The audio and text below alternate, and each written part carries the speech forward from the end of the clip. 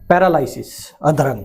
आज के समय में बहुत कॉमन बीमारी बन चुकी है और बहुत से लोगों को समय पर इलाज ना मिलने के कारण किसी की बाजू में मूवमेंट रह जाती है, किसी के पैर में मूवमेंट रह जाती है, कोई बिस्तर पे ही रह जाता है। जो हम देखने को मिल रहा है कि 1 लाख पेशेंट में से 40,000 ऐसे पेशेंट हैं इंडिया में जिसको किसी न किसी प्रॉब्लम में से परेशान रहते हैं, किसी की बाजू ही नहीं उठती, किसी की मूवमेंट ही नहीं है और उनको समय पर अच्छे से इलाज ना मिलने के कारण ये प्रॉब्लम रहती है। कई पेशेंटों को देखने को मिलता है कि लकवा आया है, अफीम दे दिया, अधरंग दे दी है और अफीम से कई बार पेशेंट की रिकवरी भी आ जाती है और कई बार पेशेंट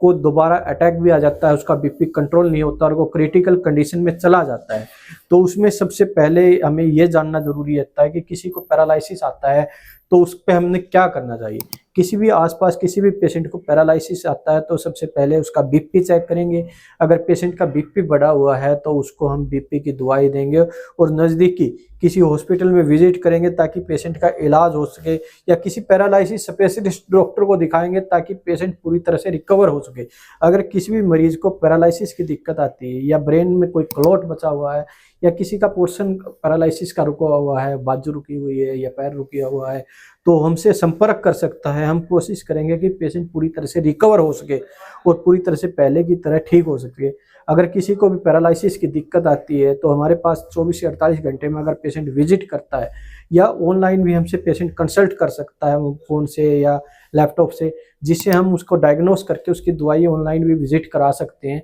ताकि पेशेंट पूरी तरह से रिकवर हो सके। अगर कोई पेशेंट भी 24 से 48 घंटे के अंदर जीवनदीप हॉस्पिटल में विजिट करता है तो हम कोशिश करते हैं कि 1 सप्ताह के अंदर ही पेशेंट संपूर्ण तरह से ठीक हो सके। अगर आपके आसपास किसी को भी पैरालिसिस की दिक्कत रहती है या किसी को भी प्रॉब्लम है तो हमारे हॉस्पिटल का आज ही नंबर को नोट कीजिए और कोशिश कीजिए कि 24 से 48 घंटे के अंदर पेशेंट हॉस्पिटल में विजिट कर सके।